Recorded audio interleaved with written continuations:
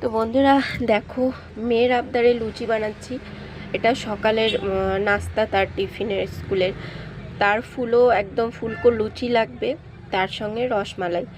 এমনিতেও খুব একটা তাকে এসব দেওয়াও হয় না, আমি দিই না, কারণ এতটা গরম পড়েছে, এইসব দিলে একটু গ্যাসেরও প্রবলেম হয়ে যেতে পারে। আমি বেশিরভাগ ওকে ফল টলি কেটে দিই, কলা দিই, কখনো বিস্কিট দিই। কিন্তু এতদিন পর বললো, ইচ্ছেও করছে দিয়ে দিই বানিয়ে, কারণ সব সময় তো এরকম আমার ইচ্ছে মতন দিলে চলে না, তাদেরও একটু কিছু ইচ্ছে পূরণ করতে হয়। তো দেখো, লুচি বানিয়েছি 5টা, এর মধ্যে 2টো না 3টে ওকে দিব। একদম ছোট সাইজের তারটা, কিন্তু বেশি কিন্তু খায়ও না এত কিছু।